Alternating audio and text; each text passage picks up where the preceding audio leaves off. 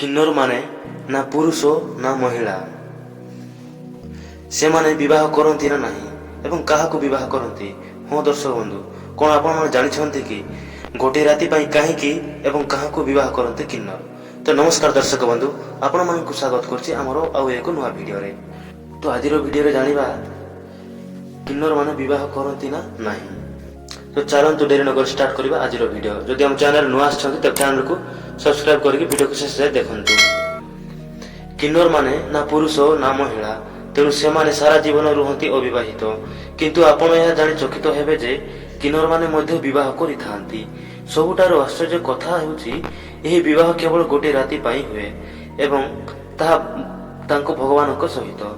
କିନ୍ନରଙ୍କ ଭଗବାନ କୌଣସି ସାମାନ୍ୟ ବ୍ୟକ୍ତି ନୁହନ୍ତି, ସେ ହେଉଛନ୍ତି ଅର୍ଜୁନ ଓ ନାଗକନ୍ୟା ଉଲୁପିଙ୍କ ସନ୍ତାନ ଇରାବନ, ଯିଏ ଅରାବନ ନାଁରେ ମଧ୍ୟ ପୂଜା ପାଇଥାନ୍ତି। ତେବେ ଇରାବନ କିନ୍ନରଙ୍କ ଭଗବାନ କେମିତି ହେଲେ ଏବଂ ତାଙ୍କୁ କାହିଁକି ଗୋଟିଏ ରାତି ପାଇଁ ବିବାହ କରାଯାଇଥାଏ, ତାହା ପଛରେ ରହିଛି ଏକ ଅଜବ କାହାଣୀ, ଯାହାକି ମହାଭାରତ ଯୁଦ୍ଧ ସହ ସମ୍ବନ୍ଧିତ ରହିଛି। ଯଦି ଆପଣ କିନ୍ନରଙ୍କ ବିବାହ ଉତ୍ସବ ଦେଖିବାକୁ ଚାହୁଁଛନ୍ତି, ତାହେଲେ ଆପଣଙ୍କୁ ଯିବାକୁ ହେବ ତାମିଲନାଡୁର କୁବଗାମ।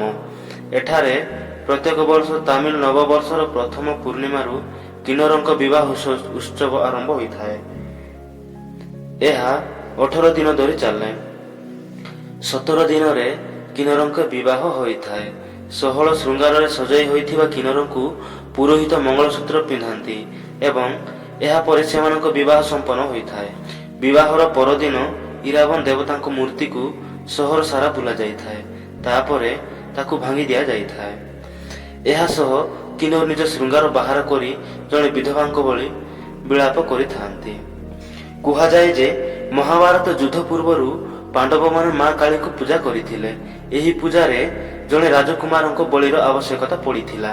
ଯେତେବେଳେ କେହି ରାଜକୁମାର ଆଗକୁ ନ ଆସିଲେ, ସେତେବେଳେ ଇରାବନ କହିଥିଲେ ଯେ ସେ ବଳି ପାଇଁ ପ୍ରସ୍ତୁତ ଅଛନ୍ତି, କିନ୍ତୁ ତାଙ୍କୁ ବିନା ବିବାହରେ ବଳି ଚଢ଼ାଯିବ ନାହିଁ ବୋଲି ଏକ ସର୍ତ୍ତ ରଖାଯାଇଥିଲା। ତେବେ କିଏ ସେ ରାଜକୁମାରୀ ଯେ ଇରାବନଙ୍କୁ ବିବାହ କରିବେ ଏବଂ ପରଦିନ ବିଧବା ହୋଇଯିବେ, ସେ ନେଇ ପାଣ୍ଡବମାନେ ସମସ୍ୟାରେ ପଡ଼ିଯାଇଥିଲେ। ଏହି ସମୟରେ ଭଗବାନ ଶ୍ରୀକୃଷ୍ଣ ସମାଧାନର ବାଟ ବାହାର କରିଥିଲେ। ସେ ସ୍ୱୟଂ ମୋହିନୀ ରୂପ ଧାରଣ କରି ଆସିଥିଲେ ଏବଂ ଇରାବନଙ୍କୁ ବିବାହ କରିଥିଲେ। ପରଦିନ ସକାଳେ ଇରାବନଙ୍କୁ ବଳି ଚଢ଼ା ହେଲା ଆଉ ଶ୍ରୀକୃଷ୍ଣ ବିଧବା ହୋଇ ବିଳାପ କରିବାକୁ ଲାଗିଲେ। ଏହି ଘଟଣାକୁ ମନେ ପକାଇ କିନ୍ନରମାନେ ଇରାବନଙ୍କୁ ନିଜ ଭଗବାନ ବୋଲି ମାନନ୍ତି ଏବଂ ଗୋଟିଏ ରାତି ପାଇଁ ବିବାହ କରନ୍ତି। ତ ଦର୍ଶକ ବନ୍ଧୁ, ଆଶା କରୁଛି କି ଆଜିର ଭିଡ଼ିଓଟି ଆପଣମାନଙ୍କୁ ଭଲ ଲାଗିଥିବ। ଯଦି ଭିଡ଼ିଓଟି ଭଲ ଲାଗିଥାଏ ତ ଭିଡ଼ିଓକୁ ଗୋଟେ ଲାଇକ୍ କରିକି ଆମ ଚ୍ୟାନେଲକୁ ସବସ୍କ୍ରାଇବ କରିବେ।